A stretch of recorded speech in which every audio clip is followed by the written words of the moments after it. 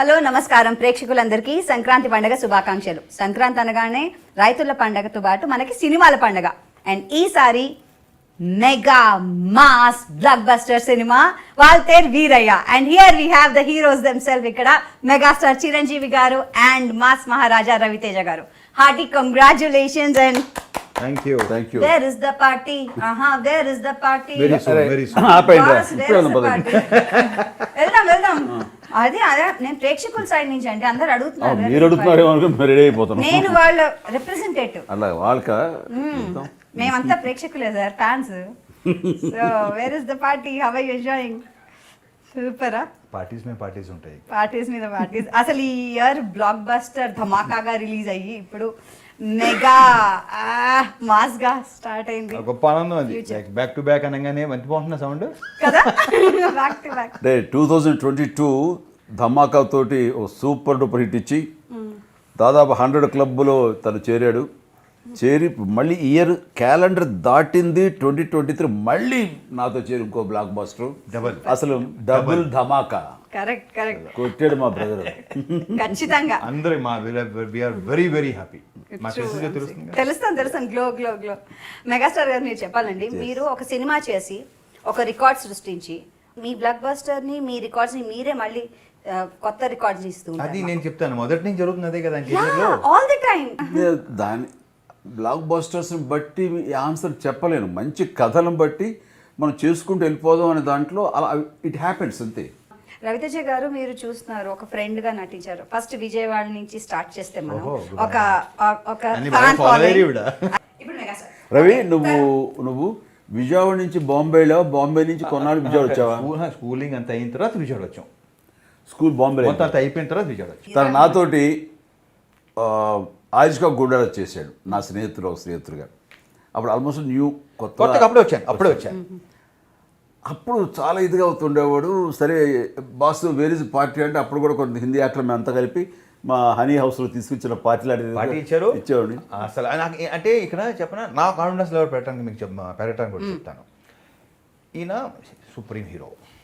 Okay, నేను వచ్చాను కొత్తగా. అక్కడ ఫస్ట్ నన్ను పిలిచి, నువ్వు కొంచెం మా బ్రదర్లా ఉంటావు, కొంచెం నాకు కళ్యాణ్కి ఉంటాయి కదా, నాకు కళ్యాణ్కి కొంచెం అనగానే నాకు అసలు మామూలుగా కాదు. అంటే నన్ను గుర్తించారు అనగానే కాన్ఫిడెన్స్ లెవెల్ పెరుగుతుంది కదా.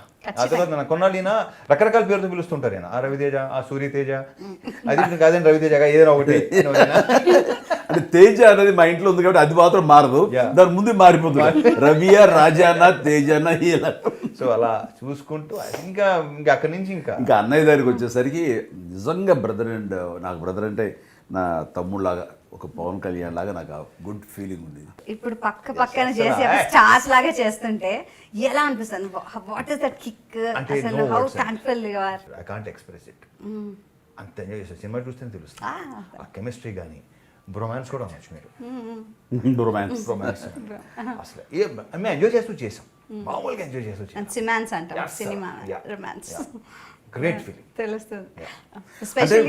అంటే ఇందులో ఈ క్యారెక్టర్ ఒప్పుకున్న తర్వాత కథ అనుకుంటున్నప్పటి నుంచి కూడాను ముందు నాకే తెలుసు క్యారెక్టర్స్ ఎవరెవరు ఏంటి అనుకున్నప్పుడు ఆ క్యారెక్టర్, బ్రదర్ క్యారెక్టర్ 100% రవితేజనే మనసులో పెట్టుకుని రాసుకున్నాడు.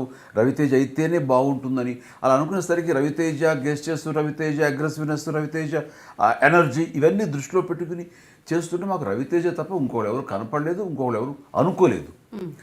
అండ్ రవితేజ ఒప్పుకుంటాడు లేదా అనే దాని మీద ప్రొడ్యూసర్ కొంచెం అటు ఇటువంటి మొత్తం మీద ఏవైతే రవితేజ అకామిడేట్ చేయగలరని ఒప్పుకోవటం ఏంటి, మా సినిమా సగం సక్సెస్ అయిపోయింది. సెకండ్ హాఫ్ అద్భుతంగా వచ్చేస్తుంది తెలుసు మాకు. ఫస్ట్ హాఫ్ నేను తీసుకెళ్ళిపోతాను, సెకండ్ హాఫ్ రవితేజ వచ్చాడంటే మాత్రం ఆ ఫ్లాష్ బ్యాక్ వరకు తను నిలబెట్టుకెళ్ళిపోతాడు. నేను ఇంకా మాకేసి ఒక గ్యాడ్ వచ్చేసింది.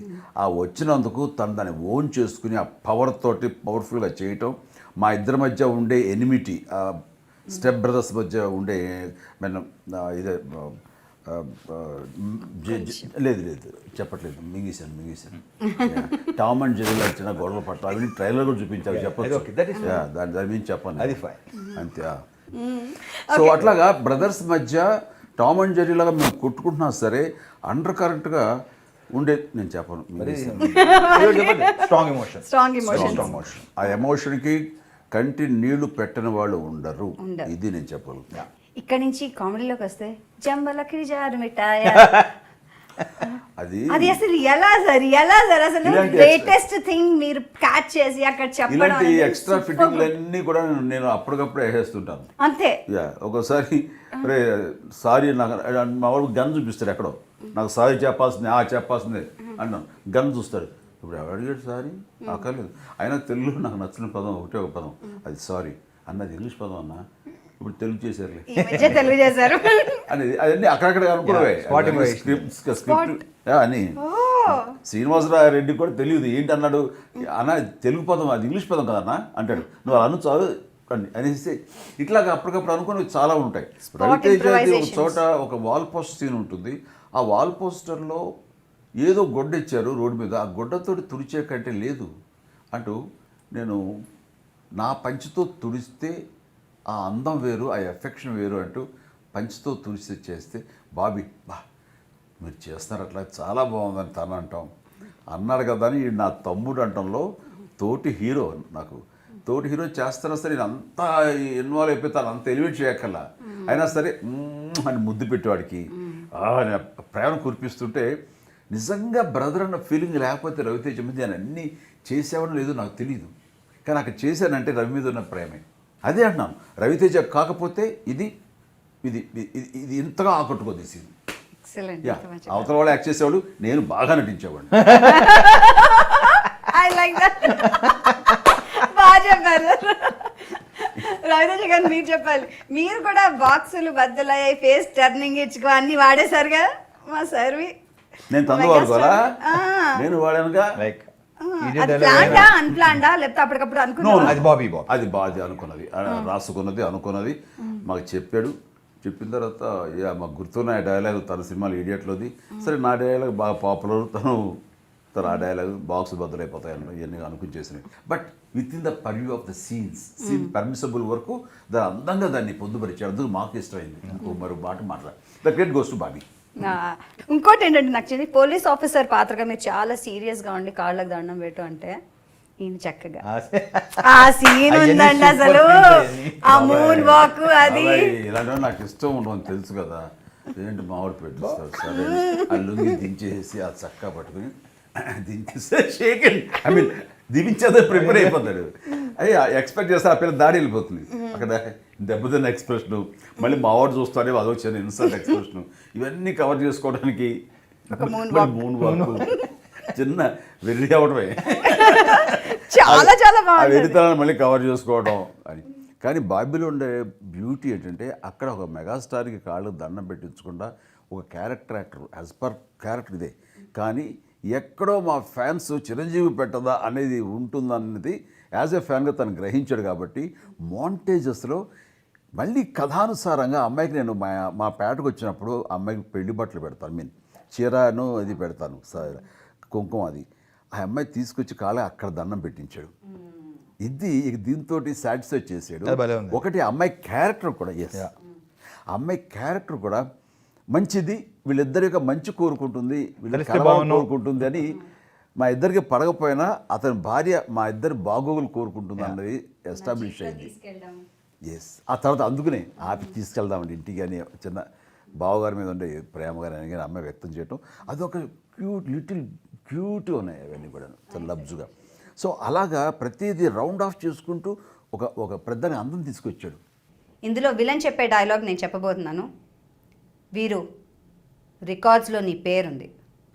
మంచి డైలాగ్ అది, మంచి డైలాగ్. రాయ్ రికార్డ్స్లో నా పేరు ఉంటాం కాదురా, నా పేరు మీదే రికార్డ్స్ ఉంటాయి. దాని వెంటనే డైలాగ్ ఏమి బ్యాక్గ్రౌండ్ లేకుండా వచ్చాడు, కానీ చాలా మందికి ఇప్పుడు బ్యాక్గ్రౌండ్ అయ్యాడు.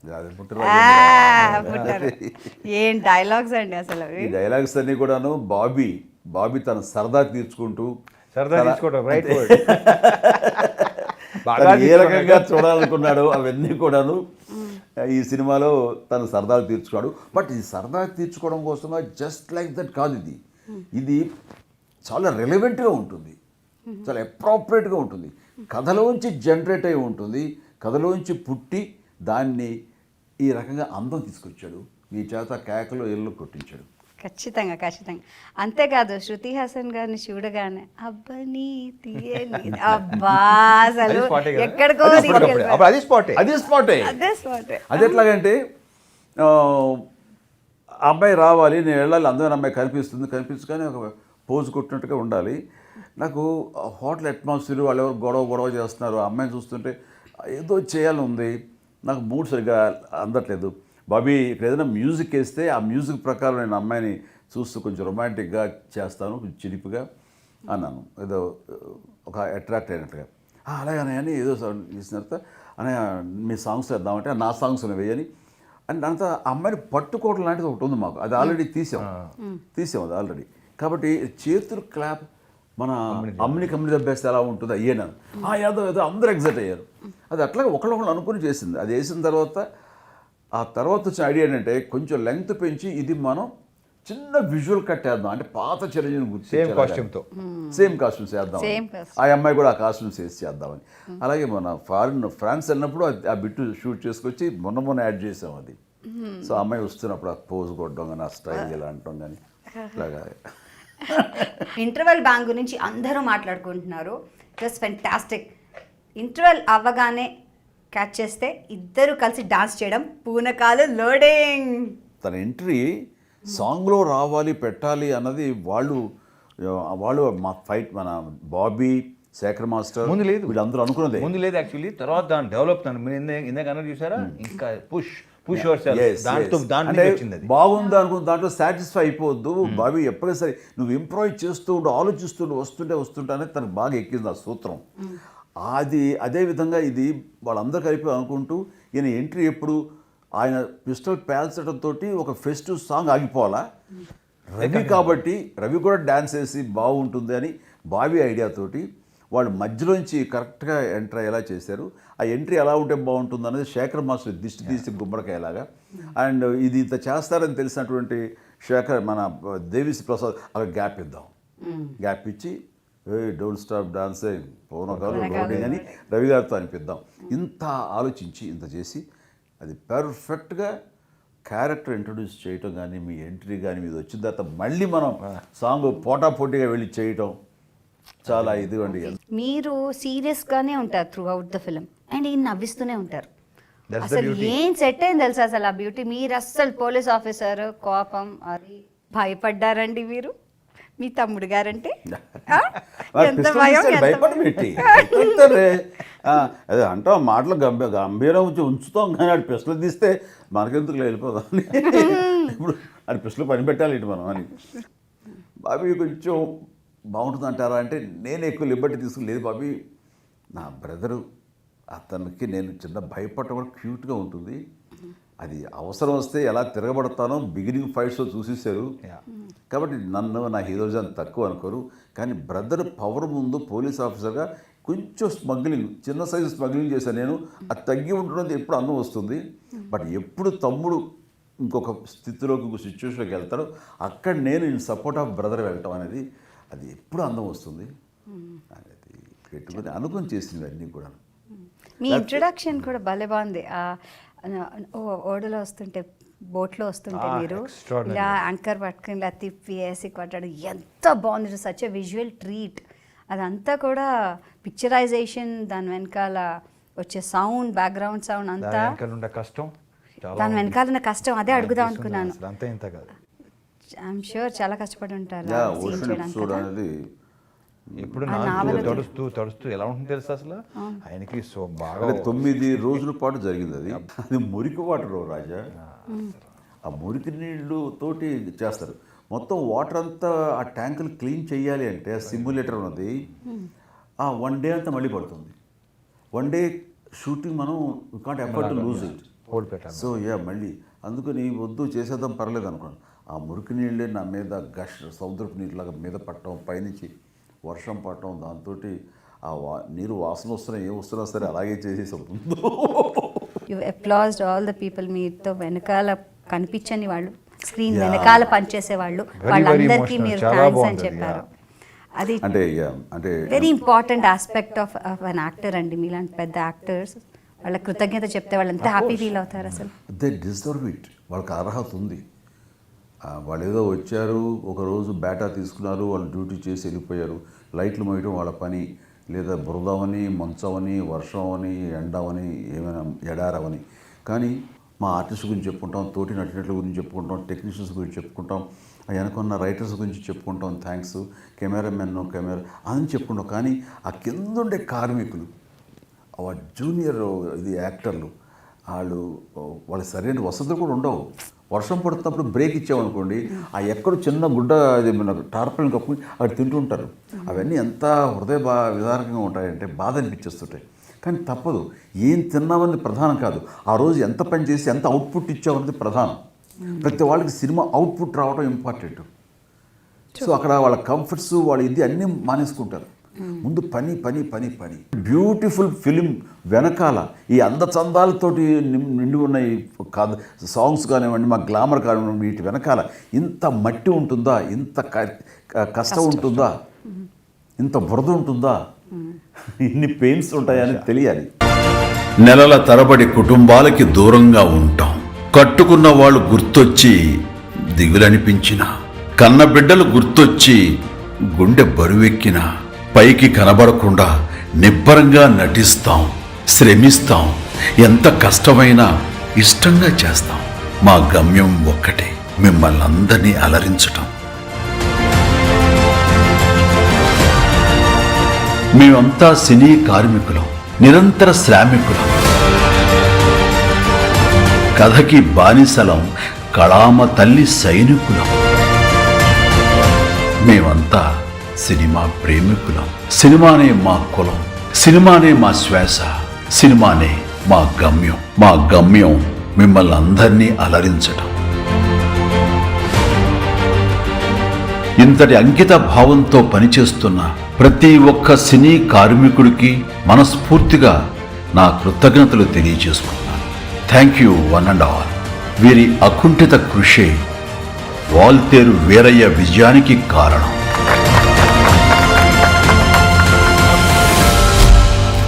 మీ చిరంజీవి.